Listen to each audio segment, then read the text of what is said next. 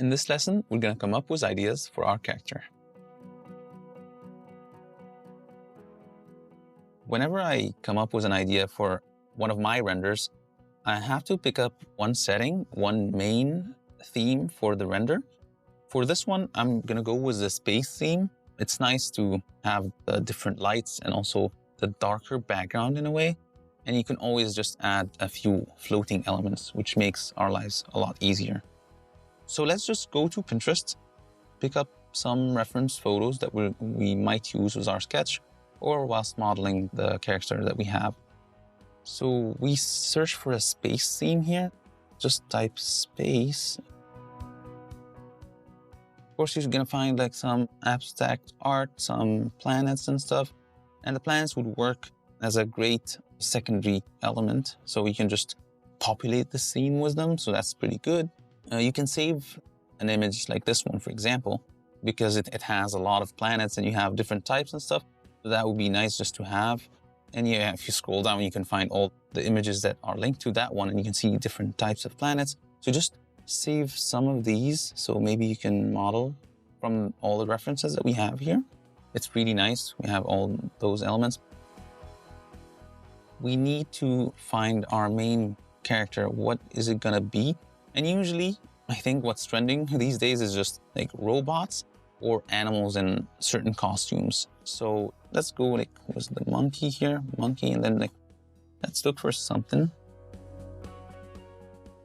Yeah, this one's quite nice because you see like the skin part and also the fur part. So you have like two different colors, which is really nice. Also, the eyes, you can see like it's like with some of the monkeys, it's like completely black, but you can see the glossiness on them. So it's quite nice. So yeah, you can maybe save this image. This would be handy.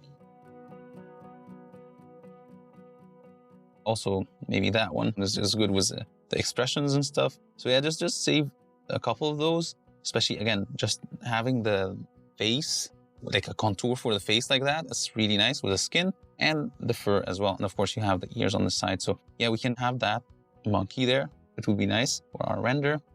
Also, we can have a spaceship photos. Something like this, like Star Wars type. I mean, it could work, but I want to go for something a bit traditional, like one of those NASA ones. So maybe we can just, instead of typing spaceship and that's it, we can just go for this NASA spaceship maybe. Something like this.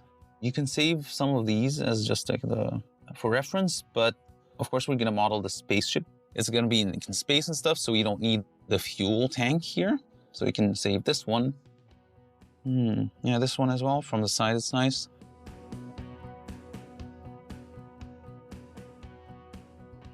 Let's search also for spacesuit. Yeah, something like this. You can save this one as well with the spherical helmet. It's all like glass. That's really nice. You can save that one. Oh yeah, something futuristic like this one as well. We can save it just in case. And I like to add, of course, more because we have the monkey. So maybe we need some organic shape. So maybe like bananas. Of course, you don't have to look for like an image for a banana. But yeah, just if you need to, you can just pick one of those and just save it. But of course, as we move along with our render, we're probably going to add more elements. So it's not just like this one step in the beginning and that's it. We can also just add some other stuff as we go along. So maybe like I'll need to add stars after like I finish creating the character and like the secondary elements. We can just look for it, add it to your reference image folder and just look at it if you want to model it from reference, or maybe you want to copy a certain effect. So it's just nice to have that. I think it's important for us to work from reference because you see, if you ask a person to draw anything from their imagination, sometimes if they're really familiar with an object, they're gonna do it like straight away. But if you ask a random person, just, hey, draw me a bicycle, it's gonna look a little bit off. They're gonna miss some stuff. I know, like, of course, they're gonna draw like two wheels, the pedals, stuff like that, but it's gonna look a little bit off. So it's just nice having something to look at just like as reference, like, hey, maybe I messed it up. maybe the anatomy of the monkey is a little bit off. I mean, of course, we're gonna do, like for our render, we're gonna do something stylized so we don't have to stick really to the realistic stuff. With the reference photos, it doesn't have to match exactly what you are working on, because you can always change the pose, maybe the expression a little bit. Just find something that like looks a little bit close when it comes to the object that you're modeling from, but it doesn't have to be the same position or like the same color, because you can have a different folder for reference photos, colors or materials, or maybe lighting. You can have like a separate folder for just the lighting stuff. Now that we have all our references, in the next lesson, we're gonna make our rough sketch.